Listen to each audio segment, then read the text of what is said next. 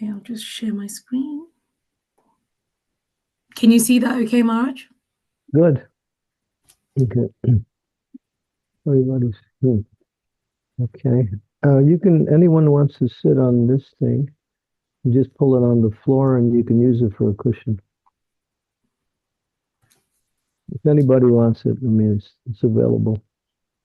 Om Namo Bhagavate Vasudevaya.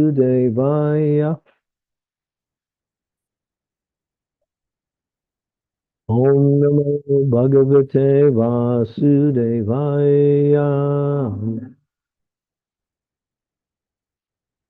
Om Namo Bhagavate Vasudevaya. Narada Praha Munaye Sarvaswatyas Tate Nirpam Didayante Brahma Paramam Vyasayamita Tejase. Translation. In succession, O king, the great sage Narada instructed Bhagavatam unto the unlimitedly powerful Vyasadeva, who meditated in devotional service upon the Supreme Personality of Godhead, the Absolute Truth, on the bank of the river Saraswati. In the 5th chapter of the first canto of Srimad Bhagavatam, Narada instructed the great sage as follows. Ato mahabhagavan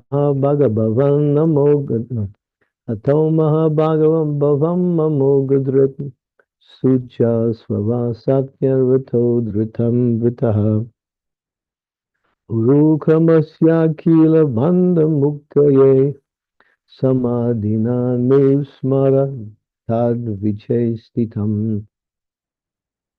O greatly fortunate, pious philosopher, your name and fame are universal, and you are fixed in the absolute truth with spotless character and infallible vision. I ask you to meditate upon the activities of the personality of Godhead, whose activities are unparalleled. So, in the cyclic succession of the Brahma Sampradaya, the practice of yoga meditation is not neglected, but because the devotees are bhakti yogis, they do not undertake the trouble to meditate on the impersonal Brahman. As indicated here, they meditate on Brahma Paramam, or the Supreme Brahman. Brahman realization begins from the impersonal effulgence, but by further progress of such meditations, manifestation of the Supreme Soul, Paramatma realization takes place. And progressing further, realization of the Supreme Personality of Godhead is fixed. Sri Narada Muni, as the spiritual master of Vyasadeva, knew very well the position of Vyasadeva, and thus he certified the qualities of Sri Vyasadeva as fixed in the absolute truth with great vow, etc. Narada advised meditation upon the transcendental activities of the Lord. Impersonal Brahman has no activities, but the personality of Godhead has many activities, and all such activities are transcendental, without any tinge of material quality. If the activity of the Supreme Brahman were material activities, then Narada would not have advised Vyasadeva to meditate upon them. And the Param Brahma is Lord Shri Krishna, as confirmed in the Gita. In the 10th chapter of the Gita, when Krishna was realized by Arjuna by his factual position, he addressed the Lord as follows. Param Brahma, Param Dhamma, Paravam, Pavitram, Pavam Bhavam, Purushau Shasvatam Divyam, Arideva Jam Vibhum, Ahustvam Rishaya Sarve Devashir, Naradastatam Nasita Devalo Vyas, Swayam Chayam Bhavishime. Arjuna summarized the purpose of the Gita by his realization of Lord Krishna, and thus he spoke. My dear personality of Godhead, you are the supreme absolute truth, the original person, in the eternal form of bliss and knowledge, and this is confirmed by Narada, Sita, Devala, and Vyasa, and above all, your personal self has also confirmed it. This is from the Bhagavad Gita, the 10th chapter, verses 12 and 13. When Vyasadeva fixed his mind in meditation, he did it in Bhakti Yoga trance and actually saw the Supreme Person with Maya, the illusionary energy, in contraposition.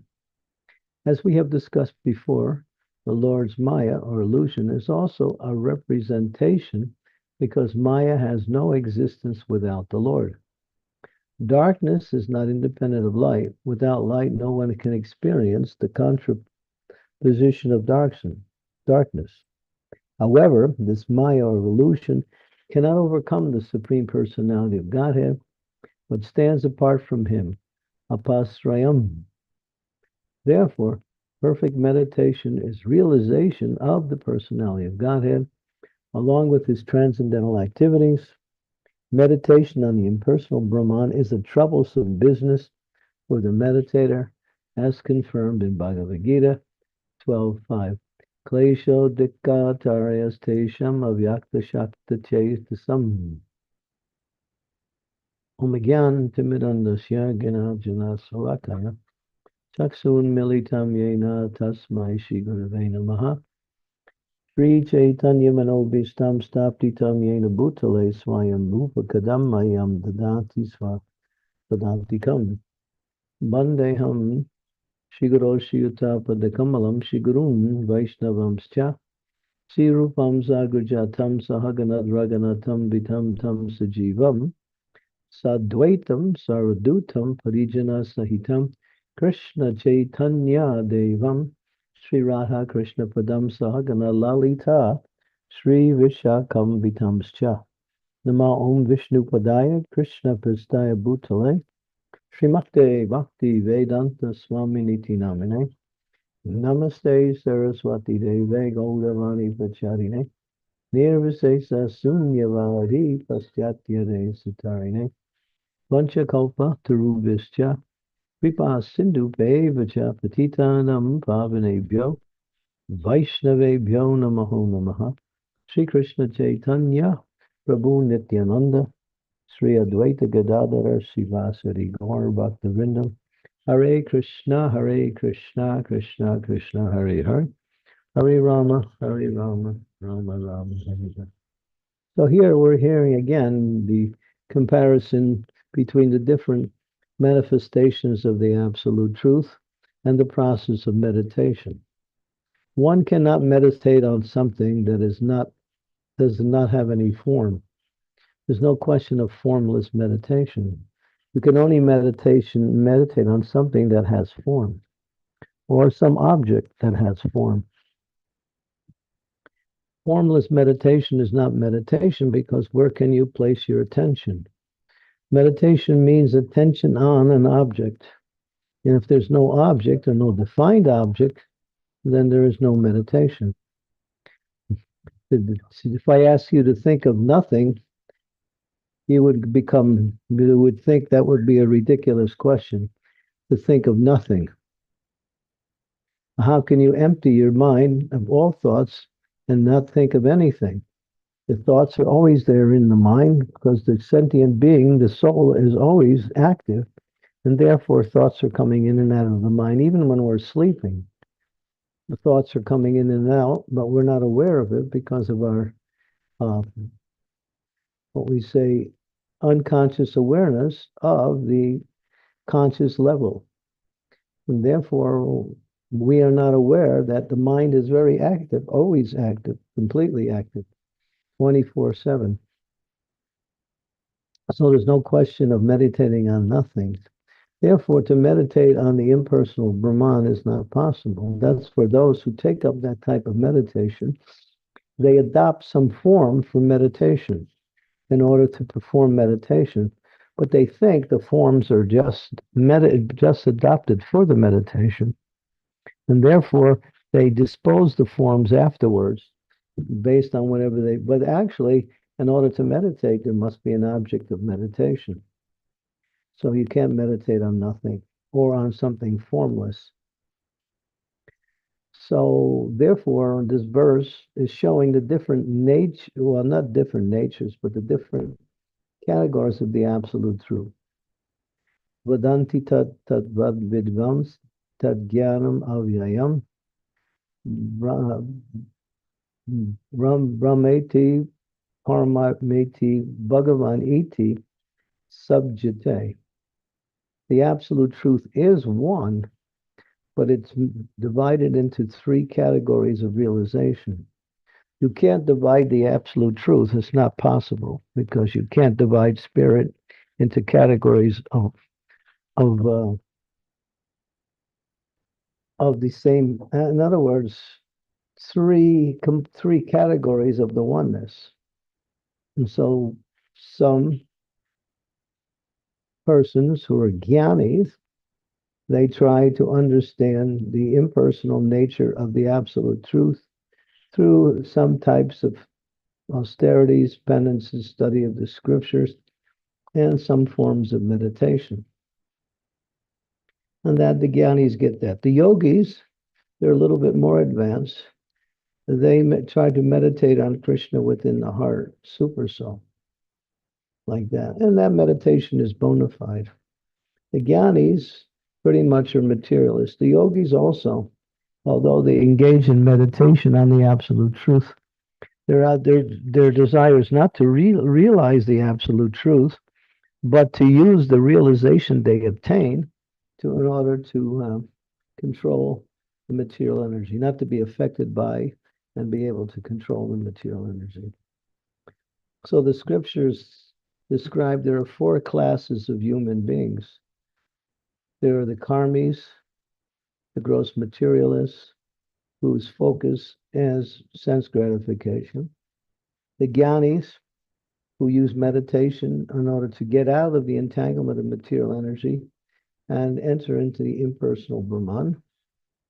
The yogis, they want to understand Paramatma within the heart, but their reason for that is that they want to become powerful. They want to manipulate material energy. And the devotees have no material desires. They want to serve the Lord. They want to free themselves from the entanglement of material energy, but at the same time, they want to give pleasure to the Lord through activities that are guided by both Guru and Scripture.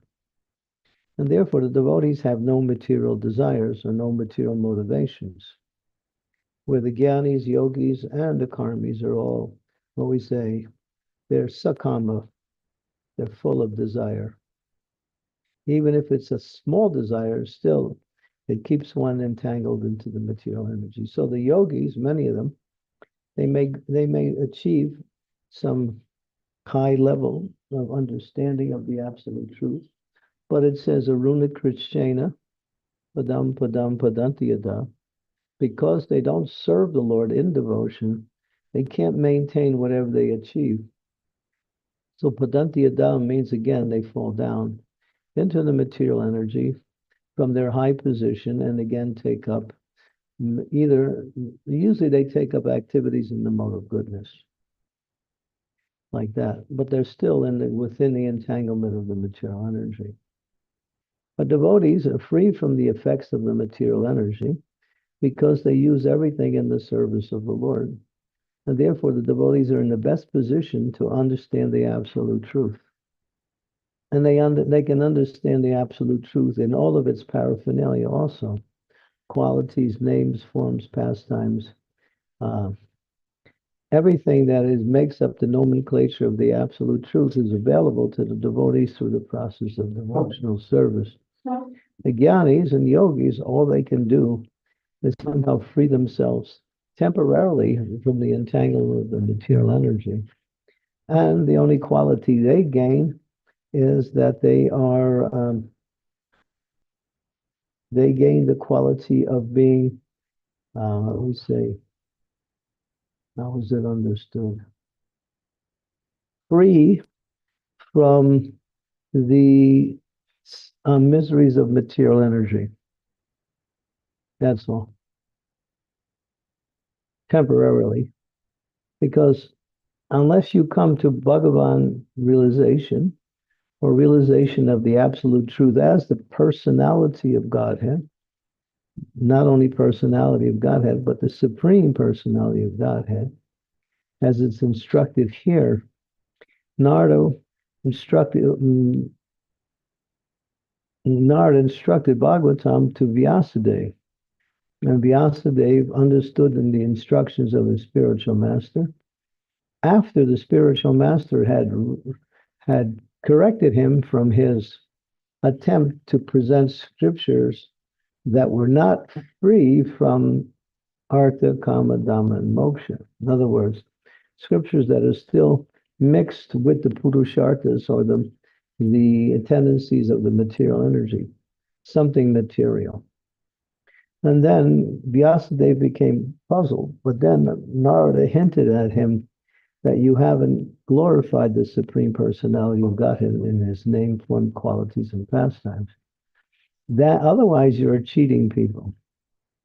So this is in line that if you speak about spirituality and you give them people a opportunity to fulfill their material desires through the practice of spiritual life, they're treating them because their problem is they're entangled in the material energy. And if you just make their material energy, what we say, more pleasing, still the entanglement remains, and therefore they still have to rotate in the cycle of birth and death.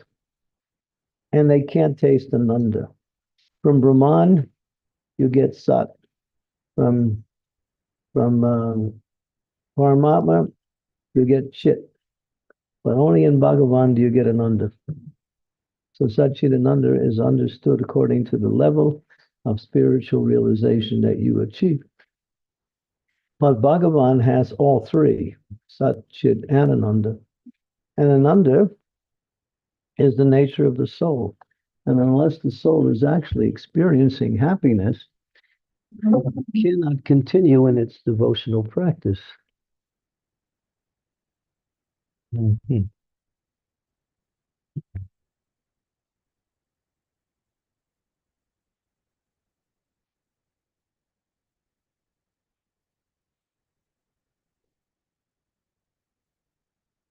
Play around with that and see if you can get this thing to light up here. Yeah.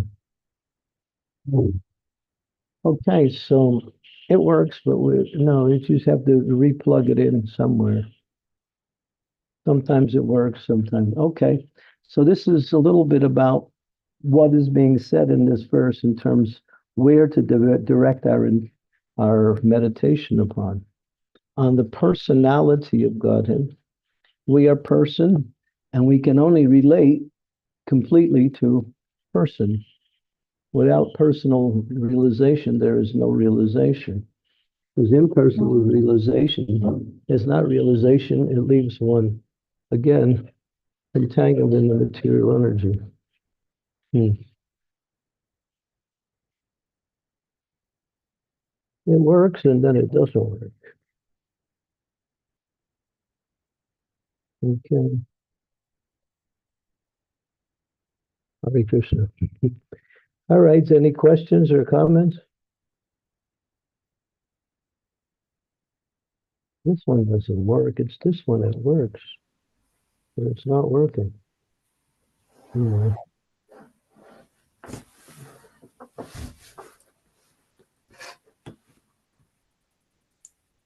Thank you, Marge, for explaining this verse to us. Thank you, devotees, for putting your cameras on. If anyone else would like to put your cameras on, please do. If you have any questions, you can raise your hand or pop them on the chat and we can read them out to Marge. Does anyone have any questions? It's all related to the nature of the absolute truth as being a person. This is the whole thing. And even though we say we worship Krishna, do we actually worship Krishna? Because if we actually worship Krishna, then we will be able to transcend all material desires. If we still have material desires after we're worshiping Krishna, as explained and the 10 offenses to the holy name, then we're not actually worshiping Krishna, we're worshiping his energy, because we see that the material energy, whatever it provides, is more satisfying or more beneficial to us. And therefore, we divert our attention towards Krishna, but actually, in our mind, we're actually looking for benefits through material activities. Therefore, we're not actually worshiping the Supreme Lord, as long as we still want material desires. Can't figure out why that's not one. Anyway, so we'll open it up for questions and see what we can discuss. Thank you. Yes. Anaya, back to you. Radhika Mataji has a question. Uh-oh. Hare Krishna Prabhu, Guru Maharaj, please accept my humble obeisances. All glories to Srila Prabhupada, all glories to you. Guru Maharaj, just you mentioned the word Satchitanand. Mm-hmm. So Maharaj, please explain this little more. What is Satchitananda? The meaning is Sat means eternal, Chit means knowledge, and Ananda means bliss or happiness. So the level of realization brings about one or more of these principles. So only do you get Satchitananda completely on the Bhagavan platform. Switch it with that one, with the light one. Yeah, see if that one works.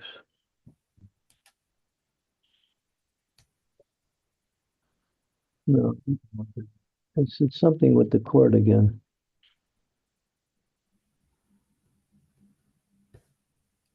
Oh, yeah. So what is basically your question? So this quality is only in Bhagavan. So we feel, when we start feeling this, then we understand Bhagavan. It's not a matter of feeling, it's a matter of consciousness. Krishna consciousness means consciousness of Krishna, the absolute truth. If you're conscious of his energy, you're not conscious of Krishna, but you have reached a certain level of understanding. So the Brahman effulgence is the energy of the Lord, which the impersonalists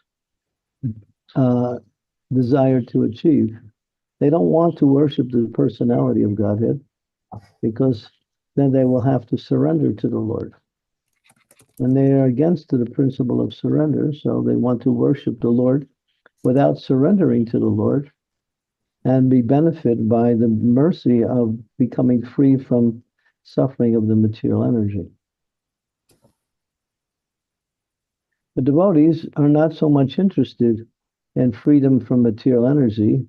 They want to satisfy the Lord, because that's the highest form of spiritual happiness, to give pleasure to the Lord, because we are part and parcels of the Lord. The son, the children are meant to give pleasure to their parents. The students are meant to satisfy their teachers. The disciples are meant to satisfy their spiritual masters. So the living entity is meant to satisfy Krishna through making sacrifices by worshiping Krishna according to the instructions of the spiritual master. That's all. We want to please Krishna. And we can do that in different ways. Thank you so much, Guru Maharaj. But in this Kali Yuga, this is the age of Kali, and there are so many non-devotees who never appreciate devotees. So Yeah, that's Kali Yuga. Just because there's darkness doesn't mean there's no light.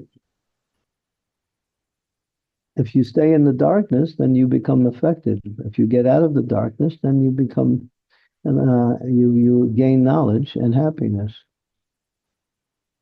So our business is to become Krishna conscious and to make others Krishna conscious.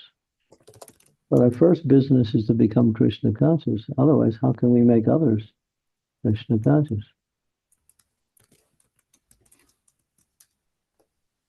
Thank you so much, Guru Maharaj. Okay, Hare Krishna. Hare Krishna. Thank you, Mataji, for your wonderful question. Balawan Nitai Prabhu has a question.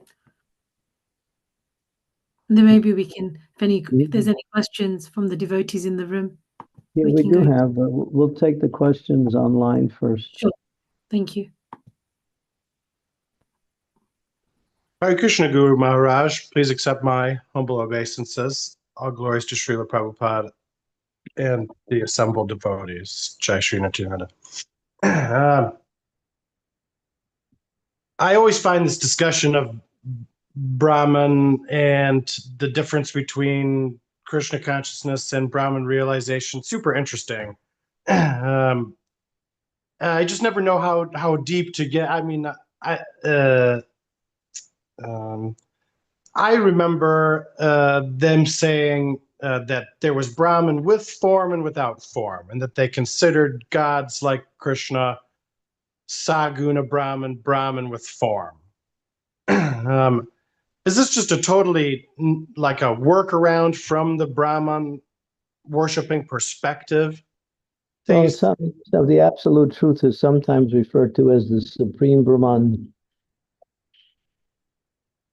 Not just Brahman, supreme Brahman. Brahman means the supreme. Brahman refers to the absolute truth.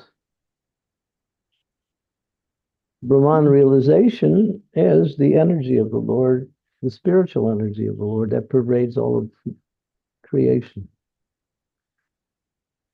So Krishna is the supreme Brahman. But they don't talk about supreme Brahman, they talk about Brahman. Or the light that comes from the body of the Lord, that's also called Brahman, which lights up the entire universe. Where does the universe get its light from? From the body of the Lord.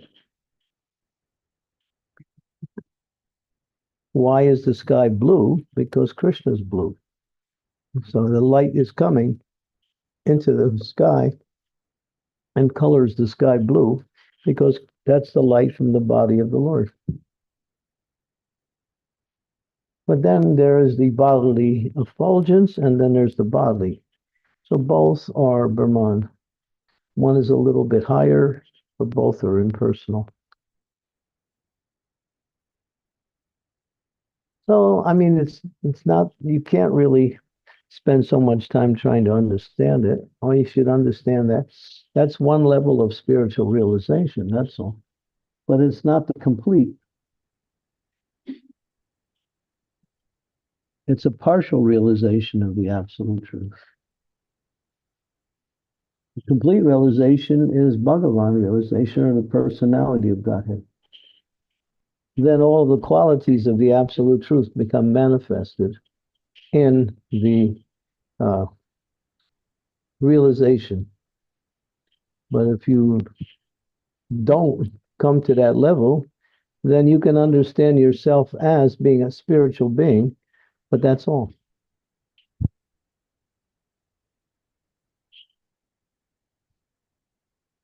Maharaj, would you say that it takes some understanding or trying to parse this situation with Brahman in order to come to some realization of Krishna eventually? Say that again. I didn't catch the meaning for some reason. I don't know. Like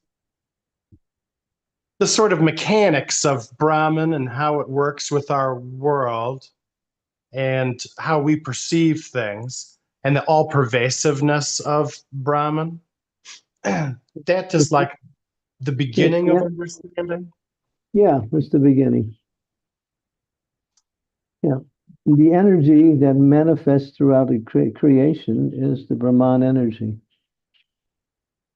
which contains all the living entities within. So we are within that Brahman. but it's the expanded, just like we are within Brahman, because everything is connected with the absolute truth. We are within Brahman. Because we are also Brahman. But that's you just like when you see light, there's a source of light, but then that light pervades a certain area.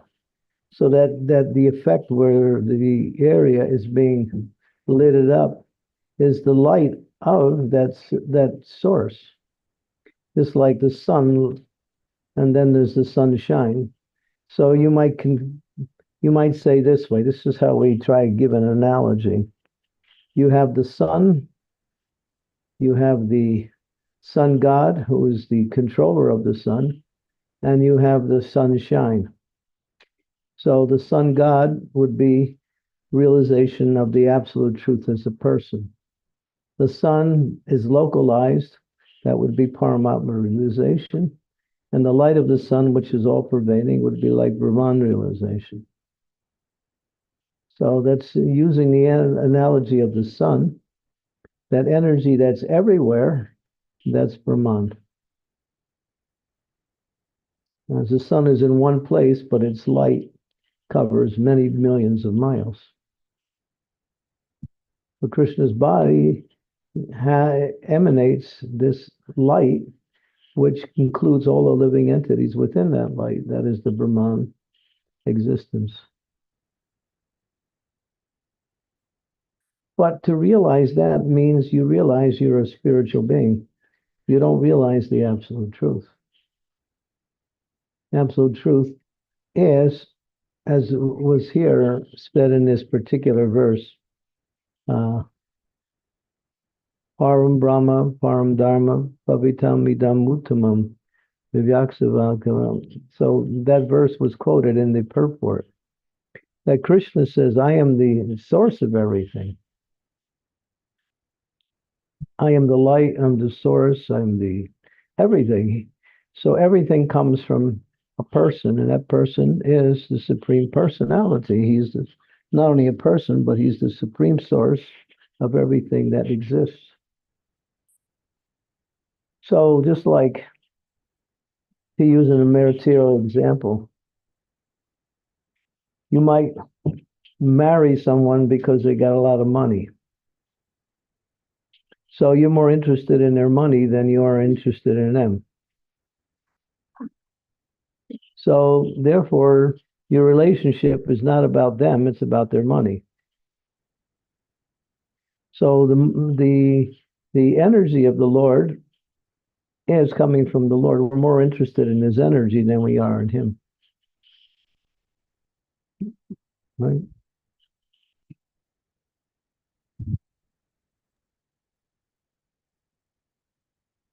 So Yanis just have this partial realization and that they refuse to surrender.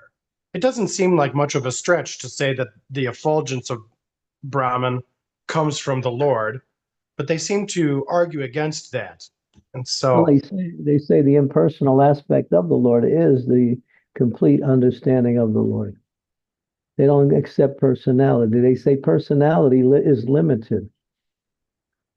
Just like if something is everywhere and something is in one place, you might say something that is everywhere is more complete than something that's in one place. But they fail to understand that Krishna's body, although manifested as one form, at the same time contains everything within it. They define Krishna in the same way as they define material. Material is localized, but Krishna, although he's a person, he's never localized or he's never limited. Everything of existence is contained within the body of Krishna. They say form is limited, but Krishna's form is unlimited. They don't understand that. Therefore, they say the all-pervading is the complete understanding of the absolute truth.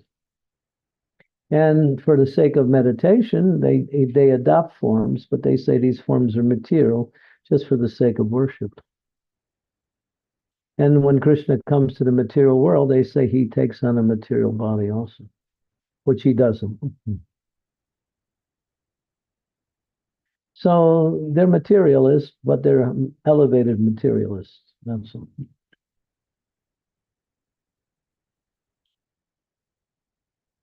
They don't understand the nature of spirit.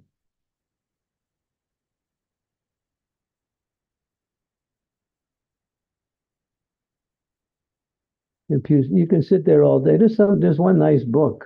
I can't remember the name of it, but it discusses this just one aspect, the personal, impersonal, in detail. Unfortunately, I don't have my library with me, so I can't. I don't remember I know the book. I have the book. It makes a very what we say complete comparison between personal and impersonal. But in essence, you can't really connect with something that has no form, because how do you connect with something that's formless? We are person and we have form. Krishna is person and he has form. Our form in the material world is material, but we also have a spiritual form. The soul also has form, spiritual form. So when we awaken our soul, then we can connect that same soul in devotion to Krishna. Person to person. But the Gyanis and some of the impersonalists, they don't want to surrender to the Lord. They don't want to take on accepting that they have to be subordinate to something superior to them. So they're envious.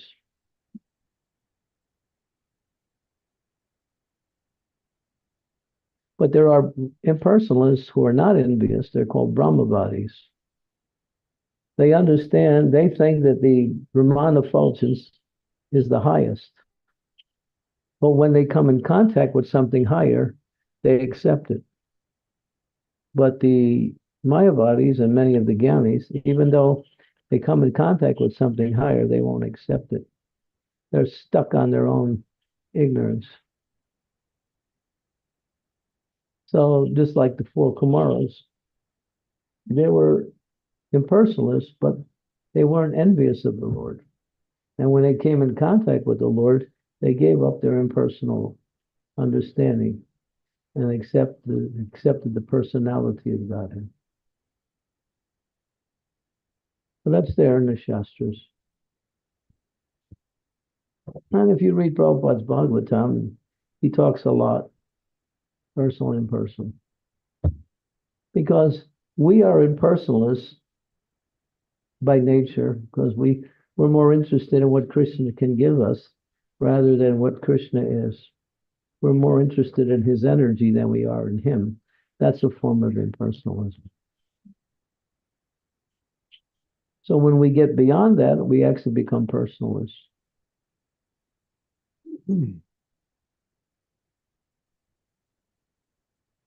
So would you say that was a form of sort of spiritual materialism at that point as well? It's a high form of materialism. It's not spiritual. Because spiritual means ayabhilasita sunya, without any personal motivation. Our motivation is to become self-realized, to become fully God conscious. We have a motivation, but that motivation is pure, and it's the recommended form of motivation. The Gyanis, the Yogis, and of course the Karmis all want something on a personal level for their own aggrandizement. The Gyanis want to be free from suffering. The Yogis want to control the material energy, and the Karmis want to enjoy the material energy. They're all Sakama Bhaktas. Kama means desire, sab means with.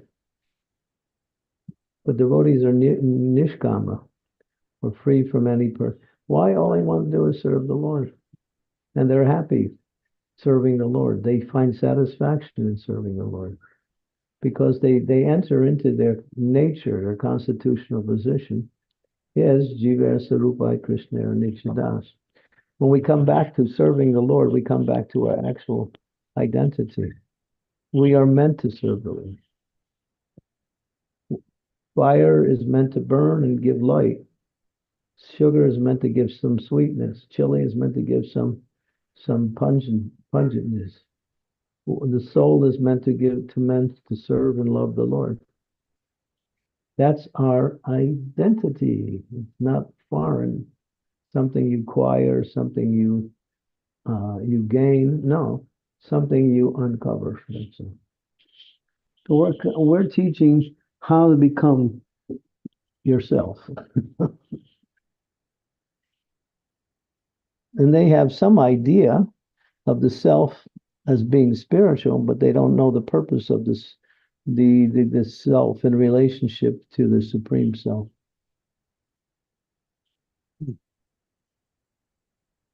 They're envious.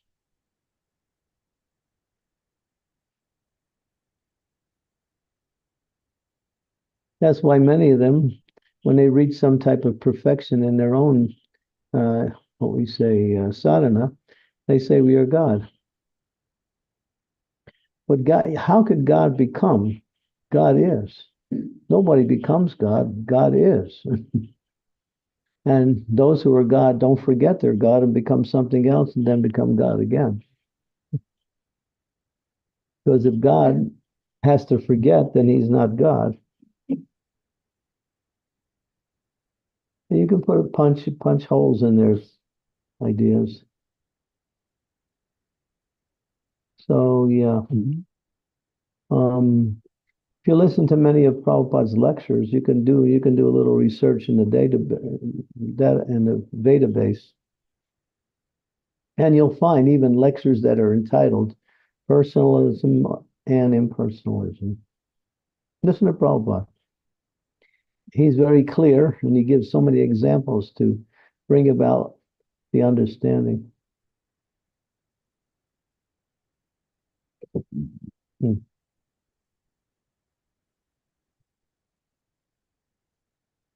We don't want to worship Krishna. We want what Krishna can give us. That's the problem. And so that spontaneous love, that's what differentiates. Yeah, well, that's the goal.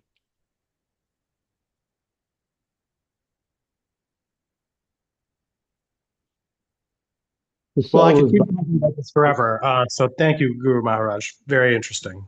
Hare Krishna. Okay, thank you. So, Achyuta, we'll take one question from the devotees here. Yeah, sure. Thank you, sure, Maharaj. So, who do we have? I saw a few hands up. We have Shiv Kumara, we have Sri Devi, we have Namrata. So we have at least 3 questions here. But Sure. if you have someone more online, bring them in also. We can mix it up a little.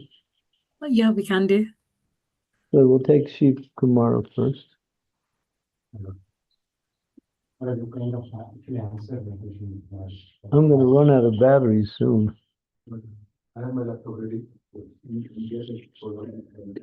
Yeah, it's this cord. It works and it doesn't work. Put that plug back in. Okay, question? Put it in the last one, yeah. Not that one, no. It's not working.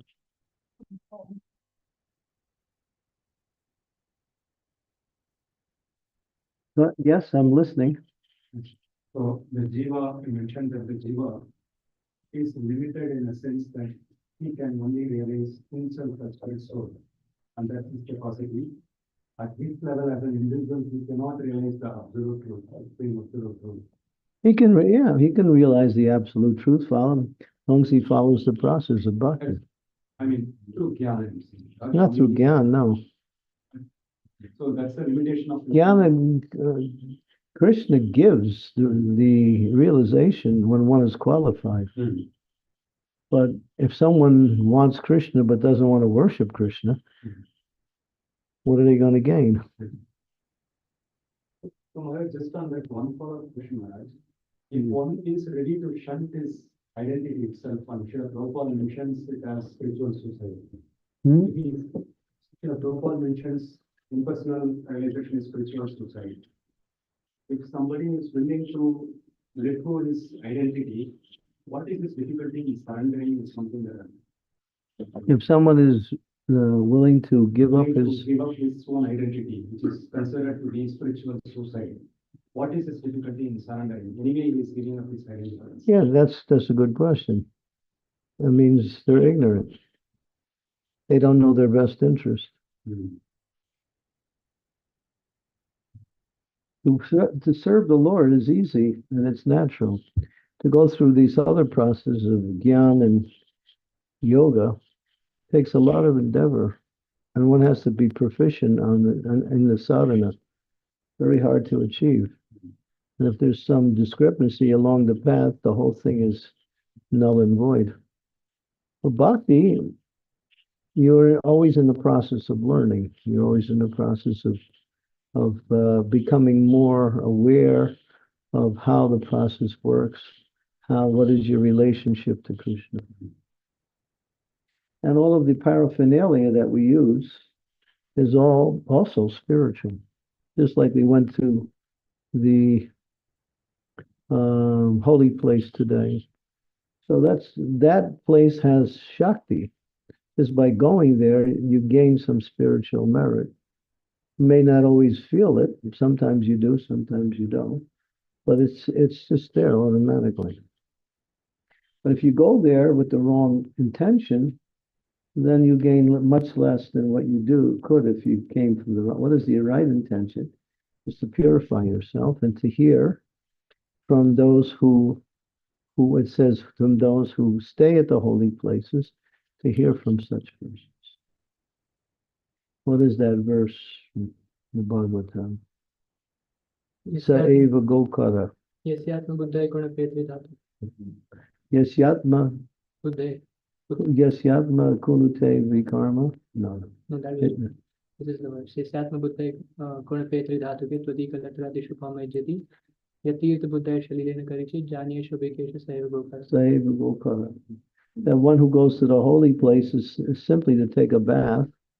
Is no more than a Saeva Gokara, a cow or an ass.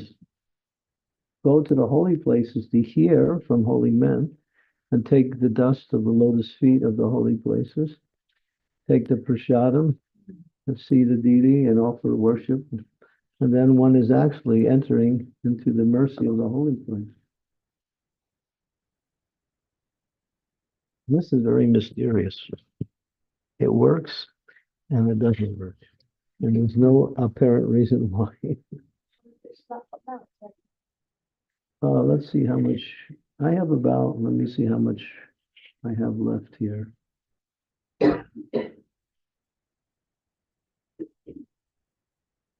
I have 1 hour and a half left, but then I'm defunct. I'm lost. Okay, so we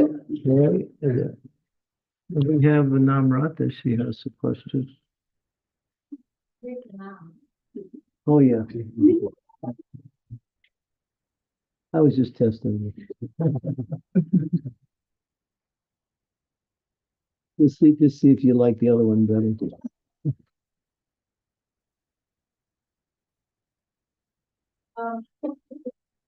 I have come across some temperate and they say that we do have the bliss factors and practices they do. So what are the bliss factors they're talking about? Freedom from material suffering.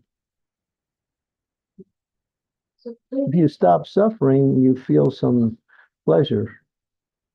If you're hitting your head against the wall and then you stop, then there's no more pain. temporary. Yeah, because you can't stay there. You have to perform activity. So unless you perform spiritual activity, you will be forced to again take up material activity. The soul has to be active. They don't want to take up spiritual activity because they don't want to surrender to the Lord. So Prabhupada would use the example. If I tell you, here's a very peaceful and beautiful place, you stay here, but you're all alone. Would you be happy just staying in a nice place, being all alone? You understand the principle of life is relationship. The ultimate relationship, or the foundation for all relationships, starts with our relationship with Krishna. And when that manifests naturally, or what we say purely, then we have relationships with others that are not based on what we say, what you can give me or what I can give you. Because the material relationships are more like merchants. You do something for me, I do something for you, you fulfill my desires, I do the same for you. If there's a break in that, then there's a break in the relationship.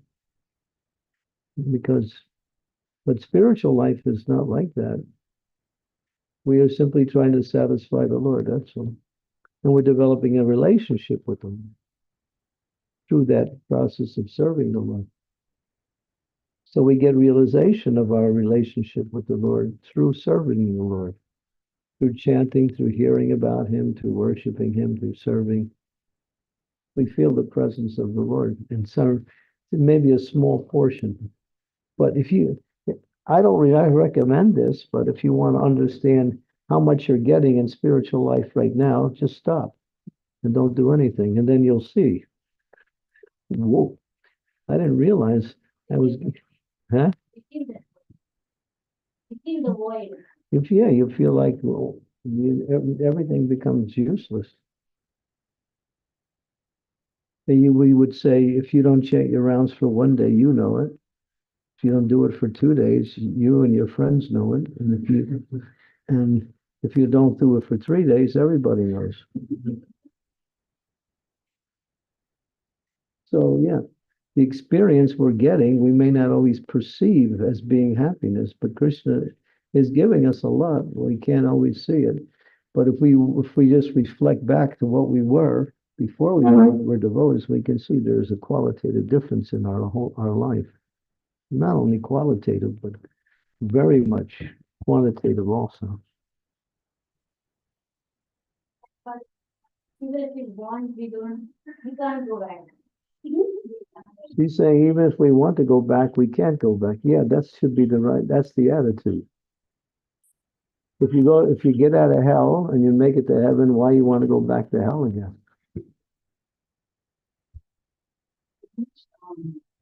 We are saying about stop suffering. So we have Stop? to stop suffering. When you stop suffering, you will get the bliss. Right? Mm-hmm. So how can we stop suffering? Because when we are in this material world, suffering will come automatically, even though we do something or do not do something. Well, they meditate. There's some type of meditation that gives some peace of mind. And they're detached from a lot of the material activities. They don't eat much. They don't interact with other people so much. So they feel the satisfaction of the self within themselves. The soul, also, you can realize yourself as a soul, but that's just part one. Then what is the activity of the soul? They haven't come to that part. So there's a type of happiness that comes with freedom from suffering.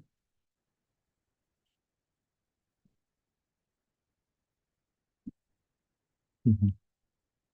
It's very hard to find out who should impersonate studying the body. Yeah, you stay in India, you'll see a lot of them. And some of them are pretty good impersonalists. You go to Kumbh Mela, you can meet them all the time. There's millions of them. They're mostly all impersonalists. But they have some power because they're not attached to anything material. they have some power and they have some freedom from suffering. But they can't maintain that in the long run, because unless they engage in spiritual activities, they'll, again, as the verse says, they fall down.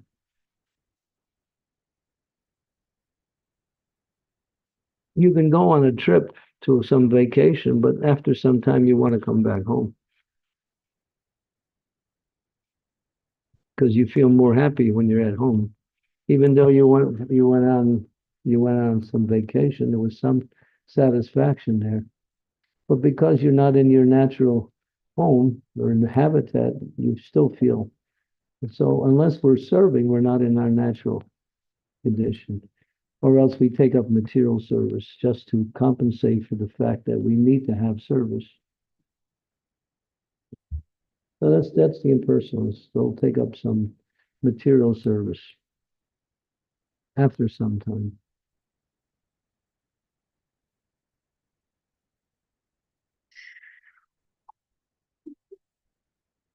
Can't figure out this guy. He's a rascal.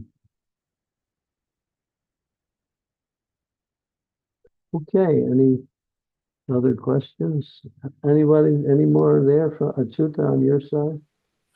We haven't got anything online. So if there's any other questions in the room. We have the person who never asked questions, Sri Devi. Okay, good. Bhakti Sri Devi. I want to ask a question on what's the difference between prasadam and ordinary food, okay? Prasadam is cake, ordinary food is rice and dal.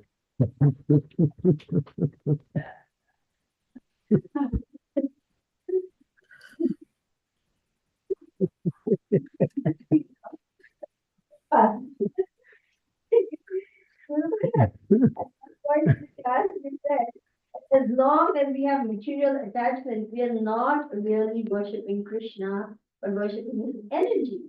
Now, we are not pure devotees, so we have a lot of material attachment. So does that mean Well, we do. We have a lot of material attachments. I mean, myself. So Okay, you're just playing the role. Okay. I have a lot of others. I mean, there's nobody going to that. So I want to know that if we are not worshipping Krishna, even though we are mixed devotees, that means we are not pure devotees, but we have material attachment on it. So then, what are we doing if we are not worshipping Krishna? You're trying to worship Krishna, but you still have some attachment to the external energies. That's called mixed bhakti. Mm. But mixed bhakti doesn't capture Krishna. That's the problem. So you have to get beyond that mixed bhakti and come to the stage of Sudha bhakti. Yeah. But when you start, obviously you're mixed. Mm. But our desires, or material desires, are deep. So the more you make advancement, the more you can see still how much you have to go yet. So this is happening when we see it like that, you're not really worshipping Krishna Prabhu, you have so many attachments. And then how the devotee will feel when we say like that to them? Say again? Like the statement that as long as we have material attachments, we are not worshipping Krishna, we are worshipping his energy. It is a fact, that is true. Well, yeah, it says that bhakti starts when you stop trying to fulfill material desires. You still may have material desires, but you should not act and try to fulfill them. You just have to say no. When there's opportunities to fulfill your material desires, you become aware and then you avoid that. And you put your attention on Krishna and devotional service.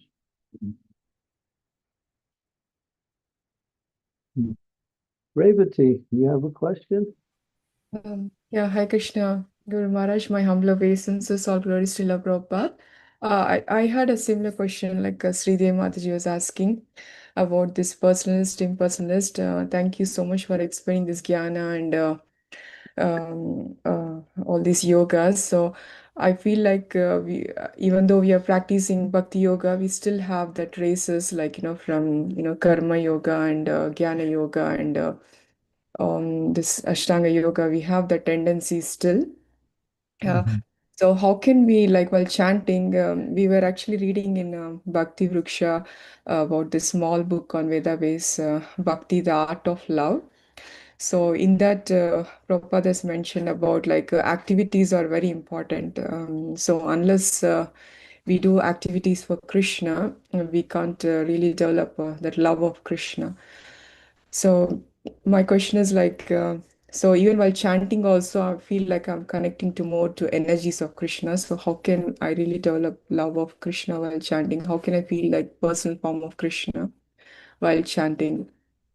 Yeah. Well, it's not a matter of restructuring your mind. You just have to continue with the process, which is you're cutting through the layers of material contamination.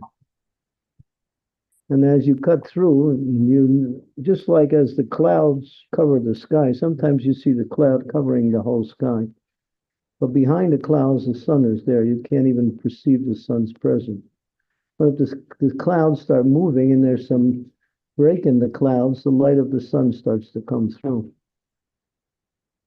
So as you're making progress in devotional service, you're getting some glimmer of your relationship with Krishna. And that glimmer comes out in the form of certain qualities you develop and certain attitudes you adopt, like that. And then so you just define the process, but you can't expect to get the goal as soon as you start or even after some time. Devotees, I don't know why devotees are so impatient. Just be happy in devotional service. That's it. And then you don't have to worry about whether you're making advancement or not. It's fun to serve. It's fun to chant. It's fun to dance. It's fun to read and discuss philosophy. It's fun to take prasadam. All the activities of devotional service absorb your consciousness. You're not worried about where is Krishna. Oh, he's there, but he'll reveal himself in due course of time. You just stay with the process. Of course, you should also adopt the mood that I actually want to, associate with Krishna. But you can't force that. It's up to him. Yes. Don't become impatient. When someone said to Prabhupada, "Oh, Prabhupada, I've been performing devotional service for 1 year. Where's my love of God?" Prabhupada said, "Oh, 1 year, very good. How long you been in the material world? How many lifetimes? How many bodies? How many, so many. We're Maya Davase. We've been in this material world for billions of lives, millions of lives, actually. So take pleasure in the process and don't start becoming anxious. What am I getting? If you're not getting anything, that means you're not following the process. You should be purifying your heart by chanting, by dancing, by associating, by hearing classes, discussing it, going on pilgrimages to holy places. All these things make up the process of bhakti. Why do we have so many activities? We have to replace our material activities with spiritual activities.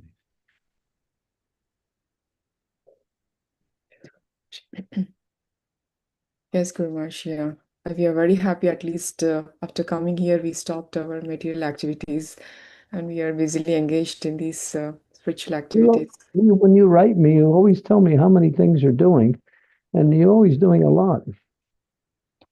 Yeah, so keep going. Yes. Thank you. Yeah, it's all your blessings and mercy. Yeah. Thank you. And you also pray to Krishna, "My dear Lord, please accept my offerings. I can't really do much, but I'm trying. Therefore, please accept."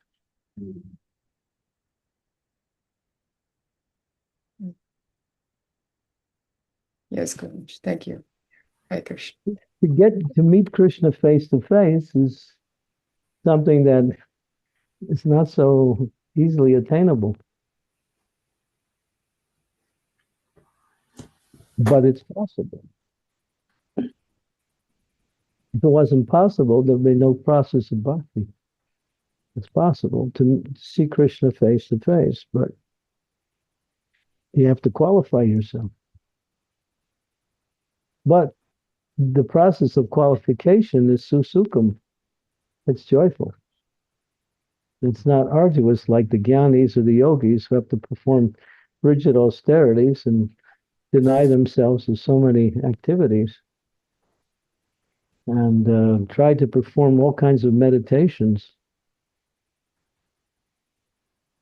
Vishwamitra Muni, he became envious of Vashishta Muni because Vashishta Muni was a great Brahmin. Vashishta was actually, or Vishwamitra was a Kshatriya.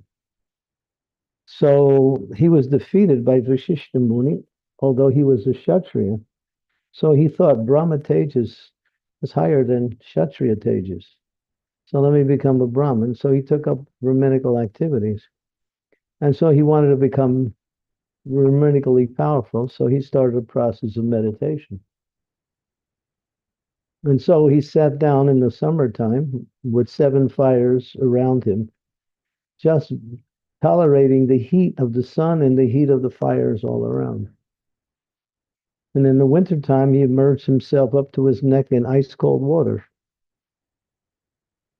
But Indra saw this man is performing great austerities. He must be looking to get some position in my heavenly realm. So Indra decided to foil his attempt, and he sent one society girl named Menaka. And she came just by the tinkling of her ankle bells. His meditation was broken, and he became attracted. So where was the power of his meditation? His meditation was on just giving up something material, not focusing on something spiritual. And then he broke his meditation, fell down, got married, and the beautiful child was produced. That was Sakuntala. There's an epic story of Sakuntala. And then he went back to his meditation, desiring not to become affected anymore. But Brahma sent another, Lord Indra sent another. And that was Ramba. Yeah. And when he saw her, he became angry because he didn't want to break his meditation. And by the power of his meditation, he was able to shoot fire from his third eye, and he burnt her to ashes. And as soon as he did that, he lost all of his powers. So attraction, aversion, 2 sides of the same coin. Unless you get attracted to Krishna, you will be attracted to something in this material. That's the point.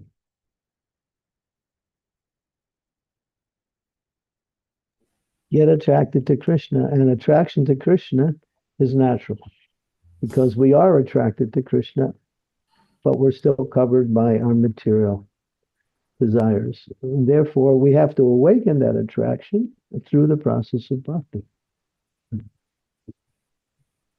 So hear about Krishna, serve Krishna, tell others about Krishna.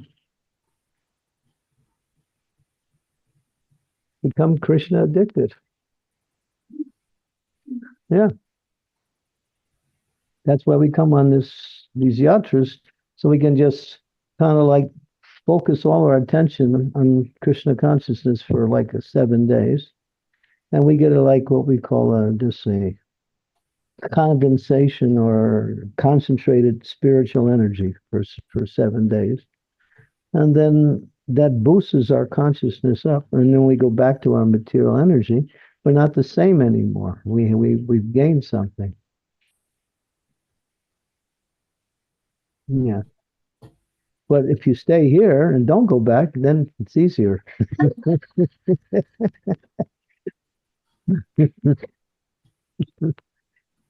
We have much room. Don't worry. You can accommodate. Krishna can accommodate everybody.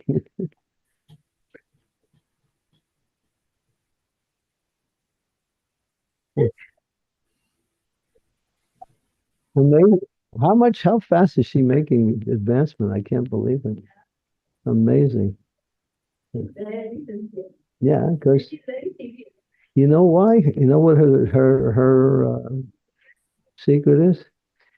She would always carry out any instructions I asked her. And dedication to the spiritual master's instructions is the key to making spiritual advancement.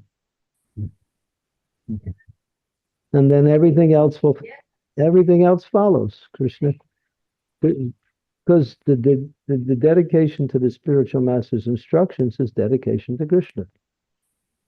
And therefore, Krishna is pleased with that, and then he gives her knowledge and detachment. Yeah. The process is like that. But if you follow the process, you have to follow it completely. Okay, so we have any more questions? We have another question from Shiv Kumar. Sure, Marge. Hmm? Yes, Okay. we haven't got any online, so we can take more questions. Yeah, we have one from Shiv Kumar. One follow-up. In one of the lectures, you mentioned that there are two kinds of devotees. One is perfected or who is already practically living with your devotion, and the other kind is by intention they are doing. By In your lectures, by intention. By intention. Oh, in other words, they still have material desires, but they don't act on them. So they're acting purely. Also, on that, just one more point. When we talk about the 9 stages of devotion, Shraddha, Sadhusanga, Bhajanakriya, Anarthanavritti also is one of the stages in the devotion. So put together, then we say that we are actually practicing devotion only and not. When we actually say we're practicing pure devotion. Just because I have attachment because of the condition. Your intentions are pure, but you still have material desires. Until they actually are eradicated, then you haven't reached the stage of pure consciousness. But you have pure desire, which leads to pure consciousness. And that's the secret for making success. Focus on the positive and just forget about the negative. And negative will dissipate in due course of time as you not only focus on the positive, but you make progress through the process of chanting and hearing.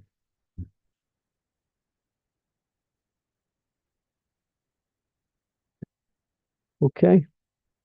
So we have a class at 6 o'clock, right? 6:15. Okay, so we have about 10 minutes more to go. When we come across impersonalists, is there any way to convince them about personalism and help them understand that there is something better and higher and which is more natural to who we really are? And you want to try to debate them, huh? Is there any point in that? Or? Well, they say, the Mayavadis say it's all one. So just give me all your money, because whether you have it or I have it, it's all one. Because we're all one. And then they get stuck. Then their oneness philosophy falls apart, So one devotee was at the Kumbh Mela, and Kumbh Mela usually is in January, so it's quite cold. So one devotee, he was really cold, but he was a good philosopher, and he was with a Mayavadi. And the Mayavadi was telling him about oneness. So he said, all right, you give me your blanket, and I'll give you a thread from the blanket. And you can keep warm on the thread, and I'll keep warm on the blanket, because the blanket and the thread are non-different. And so the impersonalist said, fine. He gave him his blanket, but he was freezing all night. He couldn't keep warm with the thread. So this is, you can shoot holes in their ideas because it's not even practical.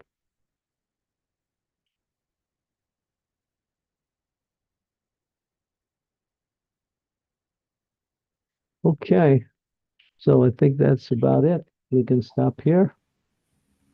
Okay, Soma Datri's online. She was just with us, but she wants to do her own thing. She's a Mayavadi. No. I think you're on mute, Samadhi Mataji. I think you were saying something. I just did that to get her angry.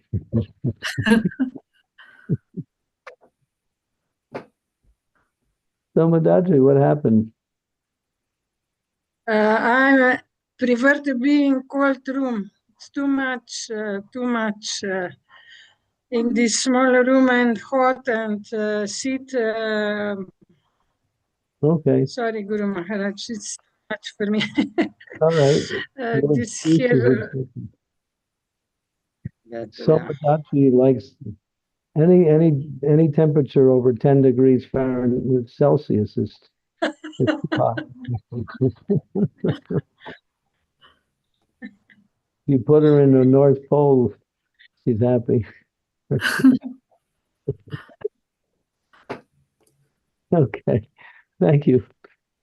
Thank All right, you. so stop here, and we'll see everyone tomorrow for the final verse and the third chapter, ninth cantos, ninth chapter, second canto. Yes, thank you. Thank you, Maharaj, and thank you all the devotees for your wonderful questions and association. Yes, hopefully, I'm not sure, Maharaj, is that class that you're giving going to be live? Would we be able to watch that class, or? I don't know. It's not me giving class, it's someone else. Okay.